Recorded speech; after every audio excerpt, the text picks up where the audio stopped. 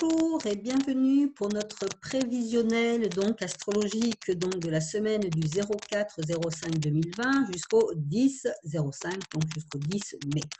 Alors je suis ravie de vous accueillir pour cette nouvelle semaine, d'autant plus qu'il se passe pas mal de choses cette semaine. On a une semaine assez chargée en tant qu'événement astral en tout cas, donc on va voir ça tout de suite, on ne va pas perdre de temps. Hein. Donc à partir du 04, on a vraiment alors, il y a plein de choses qui vont se passer. On a un changement de cycle, hein, c'est-à-dire que depuis 18 mois, on avait le nœud nord, donc qui est une sorte de rétribution karmique. Ça nous explique un petit peu l'ambiance qu'il va y avoir, l'ambiance terrestre. Donc là, c'est plus au niveau de la planète et de quelque part l'avancée qu'on a à faire au niveau, nous, humains, de la compréhension, en tout cas, que l'on doit mettre pendant 18 mois en tant qu'humanité générale et globale, je vais dire. Ça, ce n'est pas quelque chose qui est individuel, c'est plus au niveau de toute la planète et de toute l'humanité. Donc là, on était depuis 18 mois dans le signe du cancer, hein, on avait ce qu'on appelle le nœud nord, nous, c'est de la rétribution karmique en cancer, donc depuis 18 mois, on avait à travailler l'intimité, alors ça tombe bien, hein, le cancer, c'est le foyer, c'est la famille, c'est le clan, c'est la tribu, et bien on s'est vu confinés pendant cette période, alors pas depuis 18 mois, bien sûr, que depuis 4 mois, mais en tout cas, on a pu voir comment ce nœud nord en cancer, il pouvait s'activer, s'actualiser dans nos vies, avec ce retour à la maison. Et puis là, eh bien, à partir du, j'ai marqué mes petites dates, je crois que c'est du 7, que je ne dise pas de bêtises, oui, à partir du 7-05, donc ce nœud nord cancer va faire un passage au niveau du Gémeaux. Donc, on va avoir un petit peu plus de liberté, ça va nous sembler un petit peu plus léger. Donc, on a une période de 18 mois qui s'ouvre devant nous où on va devoir travailler collectivement et individuellement cette énergie du Gémeaux. Alors, qu'est-ce que c'est que cette énergie du Gémeaux? Ben, c'est une énergie bien plus légère, bien sûr. C'est une énergie qui va aller dans la communication, c'est une énergie d'échange, c'est une énergie de partage, c'est une énergie où on a besoin de s'ouvrir aux autres, on a besoin de s'ouvrir un petit peu à notre environnement et ça, eh bien, on attend tous le 11, hein, le 11 mai avec impatience, même si on le sait maintenant, ça va être, ce déconfinement va être graduel par région, donc bien sûr qu'il va y avoir des gens, ça va être un petit peu plus long et un petit peu plus lourd comme ambiance, mais quand même, on voit le bout du tunnel arriver et ça devient un petit peu plus léger, d'autant plus que là, on était dans le printemps, donc au niveau du printemps, les énergies, bien sûr, sont bien plus légères et bien plus joyeuses. Eh bien, le Gémeaux, c'est le dernier signe du printemps, donc on rentre dans une énergie comme ça, où en plus c'est un signe mutable, ça veut dire que c'est un signe de changement. Donc on va voir qu'il y a des choses en nous à changer et peut-être aussi au niveau de notre communication, on va pouvoir changer des choses, on va pouvoir échanger plus librement et non plus à distance. Hein. On va peut-être avoir pour les régions qui seront plus vite déconfinées que les autres, eh bien, il va y avoir à nouveau du lien familial, social, amical qui va pouvoir se réinstaurer. Ça va faire beaucoup de bien. On en a tous besoin, on attend ça tous avec impatience. Donc vraiment, cette énergie du Gémeaux, elle nous permet d'aller explorer de nouvelles pistes, de nouveaux chemins. Ça peut nous amener aussi au cours de ces 18 mois, en tout cas ça va peut-être amener certains à reprendre des études, à changer de philosophie de vie, à aussi entamer une réflexion, mais plus une réflexion philosophique au niveau de leur vie, qu'est-ce qu'ils ont envie au niveau de leur vie, là maintenant, après le déconfinement, est-ce qu'ils ont envie de repartir comme dans l'ancien modèle ou est-ce qu'au contraire, il y a des petites choses que même si on ne change pas radicalement sa vie, peut-être qu'il y aura des petites choses qu'on aura envie de mettre en place et notamment au niveau donc de la communication, au niveau peut-être des déplacements et surtout de mettre une forme de légèreté dans nos vies. Le Gémeaux, en règle générale, c'est ce qui le caractérise le plus, c'est quand même un être relativement léger. Donc ça fait du bien. Donc je vais employer un terme un peu plus familier, c'est-à-dire on ne va pas se prendre le chou, n'est-ce pas, avec le Gémeaux. En tout cas, si quelqu'un veut se prendre le chou avec vous, je vous invite vraiment à cultiver cette énergie du Gémeaux qui est une forme de légèreté et d'humour. Les Gémeaux ont beaucoup d'humour, donc vraiment cultiver ça, l'humour et dédramatiser. Voilà, le Gémeaux, il nous permet, puisqu'on a les 12 signes en nous, on a les 12 énergies, il va nous permettre de dédramatiser. Donc, si c'est possible, bien sûr, en fonction de votre vie, eh bien, cultivez maintenant cette énergie du Gémeaux. Alors, c'est une semaine un petit peu chargée parce qu'on a donc cette rétribution karmique là, qui change de signe, hein, qui vient dans le Gémeaux. On est dans la semaine aussi le 7. J'ai fait 2 cartes. Hein. Donc, hop, le 7, on a la pleine lune aussi. Donc, qu'est-ce que c'est que la pleine lune? C'est l'opposition du soleil taureau avec la lune en scorpion. Donc, ça, je vais en parler dans 2 petites minutes. Je voudrais juste terminer un petit peu la carte là du 4. Donc, ce début de semaine, en tout cas, après, je vais parler de la pleine lune qui se passe jeudi. Donc, ce début de semaine, on voit qu'on a quand même une lune en balance. Et la lune en balance, eh bien, c'est effectivement les échanges, le partage, la communication. Les signes d'air sont à l'honneur avec cette Vénus Gémeaux et ce nœud nord qui rentre en Gémeaux aussi. On a aussi Saturne-Mars en Verseau, la Lune en Balance. Donc, les signes d'air sont à l'honneur. Il y a comme ça un petit air, voilà, une petite envie de fredonner une petite chanson. Il y a une petite légèreté, il y a une petite gaieté qui s'annonce pour nos signes d'air et c'est pas plus mal. Alors, si vous n'êtes pas du tout de signe d'air, mais ça, c'est pas grave. Encore une fois, je vous le répète, on a les 12 signes en nous. C'est-à-dire que ces 12 signes, ce sont des énergies. C'est pas parce que vous êtes, par exemple, je sais pas moi, taureau, ascendant capricorne, que vous ne pourriez pas avoir d'humour, hein, bien évidemment. Que vous pouvez aussi avoir de l'humour, même si vous êtes un signe extrêmement terre ou eau dans l'émotionnel ou un signe de feu dans l'action. Donc, bien sûr qu'on a tous ces énergies en nous. Par contre, eh bien, en fonction du thème que l'on a, elles vont être plus actives ou pas. Bon.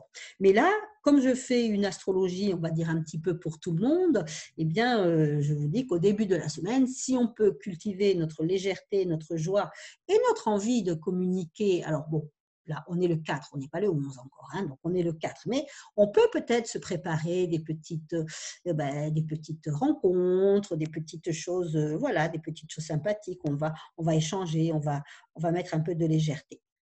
Donc, le début de la semaine se présente plutôt bien. Il n'y a pas de il n'y a pas de gros aspects tendus comme je vous en ai expliqué il y a quelques temps. C'est vraiment tout en légèreté. On a les signes d'eau aussi avec ce Neptune Poisson qui fait des jolis sextiles donc avec les signes de terre qui nous amène aussi de l'émotivité, qui va nous amener du cœur, qui va nous amener de la compassion. Voilà, on a un chemin aussi de compassion à faire par rapport à tout ce qui vient de se passer. On est en train de regarder le bout du tunnel et puis la nouvelle lune, hein, la pleine lune, pardon, c'est un petit peu ce qu'elle va nous proposer, de faire un petit bilan quand même. Bon. Mais là, on est dans une énergie donc d'air, avec tous ces aspects. Et puis, on est toujours, et là, je vais vous en parler toutes les semaines, on a toujours notre soleil en taureau. Hein, donc, le soleil en taureau, on travaille quoi? On conscientise quoi? Nos besoins de sécurité. On se remet en relation avec notre corps. Si on a mangé beaucoup de chocolat, eh bien, il va falloir qu'on fasse quelque chose, hein, bien sûr. En tout cas, on écoute nos vrais besoins. On revient dans une forme de communication et de relation avec le corps parce qu'on en a peut-être manqué depuis quelque temps. Voilà. Donc ça va être vraiment le début de la semaine. Il y a comme un petit air de redémarrage. Là, je sens vraiment au niveau énergétique quelque chose de beaucoup plus léger, de beaucoup plus gai. On a besoin, hein, on en a besoin. Je vous l'ai dit, hein, je vous profitez de cet été. Donc là, on va rentrer dans l'été.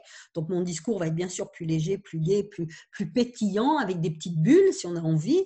Donc là, tout cet été, ça sera sûrement le discours. Et puis, on verra à l'automne hein, où on en sera. Mais bon, on n'y est pas encore. Donc profitons du moment présent.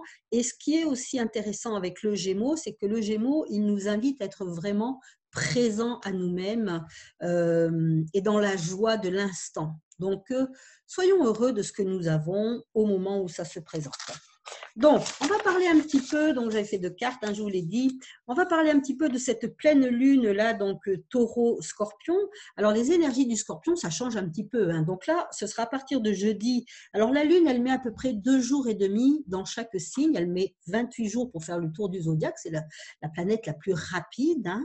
Donc, elle met tous les 28 jours, elle a fait le tour du zodiaque, elle. Donc, elle met à peu près 2 jours et demi pour pour changer de signe. Donc, avec 3 signes, elle a fait la semaine, on va dire. Donc, voilà.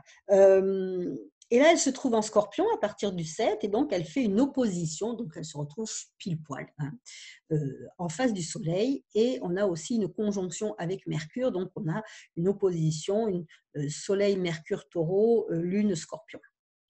Alors, c'est vrai qu'on vient de passer une période, et peut-être que ce n'est pas fini encore pour certains, qui a peut-être été un petit peu dur, difficilement. Ça a été éprouvant nerveusement, si ce n'est physiquement, parce qu'il y a certains couples peut-être voilà, qui vont faire des bilans un peu malheureux. Et cette pleine lune, elle vient nous poser la question de qu'est-ce qui s'est joué dans cette période-là. Quels ont été les enjeux inconscients que peut-être on ne voyait pas jusqu'à présent parce qu'on était tous dispersés dans nos vies actives, hein, le travail, les enfants, le boulot, enfin le boulot et le travail c'est la même chose, mais la famille, enfin bon, nos activités, nos amis, donc on est quand même pris dans une sorte de tourbillon. Donc tous les enjeux et tous les mécanismes et tous les schémas inconscients qu'il y a dans le couple, et Dieu sait s'il y en a, ou même dans toute relation humaine, il y a des schémas inconscients, eh bien le fait qu'on soit confiné, tout d'un coup, c'est apparu, ça a eu le temps d'émerger. Alors, si on est seul, eh bien, vous allez me dire, mais moi, je suis seule, donc je n'ai pas de relation avec qui que ce soit. Eh bien, il faut voir aussi la relation avec soi-même, hein, parce que la première personne avec qui on est en relation, c'est avec nous-mêmes. J'ai eu pas mal de consultations, effectivement, de personnes qui étaient seules et qui ont vu certaines peurs émerger. La peur des virus, justement la peur de la solitude. Donc vraiment, c'est une période-là qui met en lumière, et c'est vraiment le travail du Scorpion, qui met en lumière tout ce qui a émergé pendant la période que l'on vient de passer.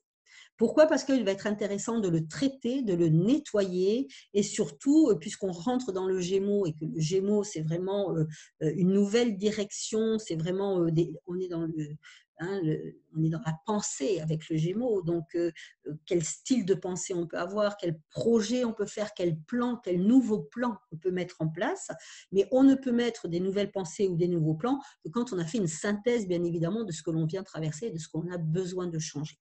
Donc, cette nouvelle lune, elle va nous inviter vraiment à voir ce qui s'est joué entre nous.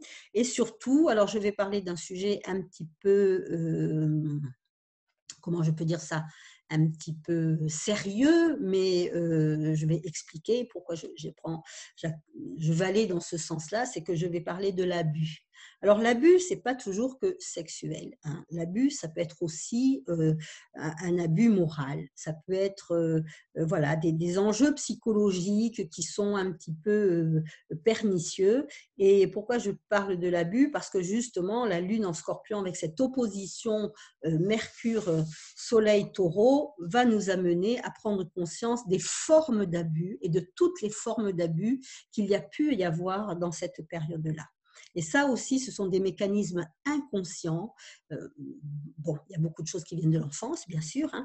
Donc, ce sont des mécanismes inconscients qui nous est c'est une période qui nous invite en tout cas à les regarder, à mettre de la lumière dessus et ensuite à faire des choix en conscience.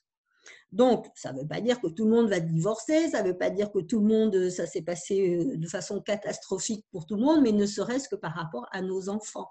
J'ai eu une consultation cette semaine, c'était très intéressant, d'une maman qui a des enfants en bas âge et qui s'est retrouvée avec, donc c'est un couple recomposé, donc il y avait beaucoup de monde à la maison, il y avait les enfants du mari, il y avait ses enfants à elle, donc je crois qu'ils étaient 4 ou 5 enfants, et à un moment, ben là, comme elle m'a dit, j'ai pété un câble. Voilà, je me suis mis à crier, j'étais énervée, j'ai crié contre tout le monde et hop, dans 2 jours après, tout le monde était tranquille. Et en fait, c'est ça, hein, les formes d'abus, c'est de voir comment des fois, on n'ose pas dire non, on va prendre plein de choses sur le dos et on va devenir une super maman Wonder Woman. Eh bien, on ne se rend pas compte qu'on peut aussi avoir des abus vis-à-vis de soi-même, parce qu'on ne sait pas mettre nos limites. Donc là, c'est une période qui est très intéressante parce que justement, c'est comme si on allait devoir faire un reset, hein, comme on fait sur notre ordinateur. Et c'est un petit peu, on pourrait presque dire ce qui se passe à Vegas reste à Vegas. Et bien, on pourrait presque dire ce qui s'est passé pendant le confinement devrait rester dans le confinement.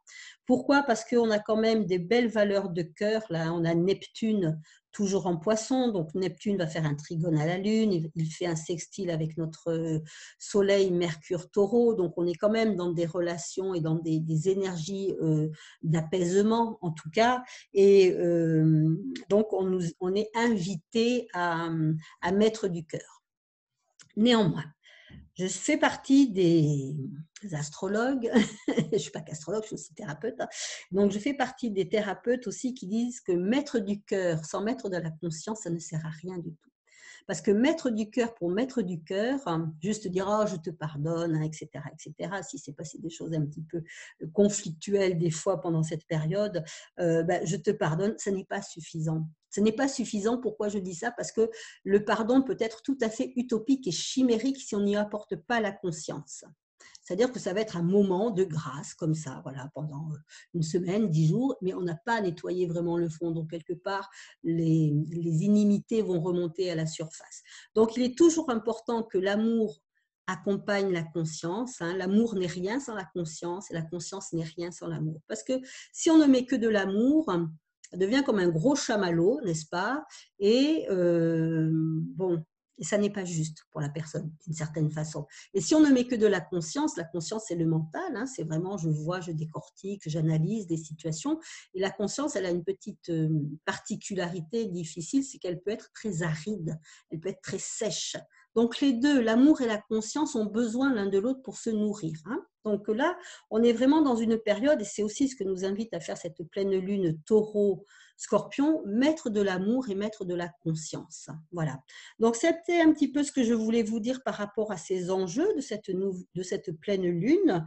Je regarde un petit peu, donc bien sûr on voit bien que la lune en scorpion, ça va nous amener des émotions assez intenses, et donc il est important de regarder ces intensités qui ont été là, et puis faire ce travail de neptunien qui est un travail de dissolution, un travail au niveau du cœur vraiment, mais un travail aussi où la conscience ne doit pas être exclue. Voilà. Alors, je vais vous souhaiter à tous une très bonne semaine. C'est temps de communiquer, c'est le temps d'échanger, c'est le temps de rire, c'est le temps de s'ouvrir à des nouvelles expériences. Peut-être qu'il y en a certains qui vont avoir envie d'étudier des formes d'apprentissage. Donc, mettons de la légèreté, profitons de ces énergies de légèreté. Et même si cette pleine lune nous invite à voir quels ont été les enjeux de cette période, n'oublions pas quand même de mettre un peu d'humour parce que c'est une période très particulière dans nos vies. J'espère qu'on ne va pas en revivre une de sitôt. Donc, éventuellement, voilà, dire, bon, ben, voilà, c'était cette période-là. Si vous avez envie de mettre de la lumière sur cette période et ce qui s'est passé, faites-le, mais ne rentrez pas dans l'aridité de la conscience. Je vous souhaite une très belle semaine à tous. Je vous retrouve la semaine prochaine, sûrement pour un autre climat, parce que la semaine prochaine, je ne sais pas si notre gouvernement a fait exprès ou pas, mais le 11, à partir du 11, on a Saturne rétrograde. La semaine prochaine, on parlera de ce que c'est que Saturne rétrograde à partir du 11. Voilà. Je vous embrasse. Passez une belle semaine. À tout bientôt. Au revoir.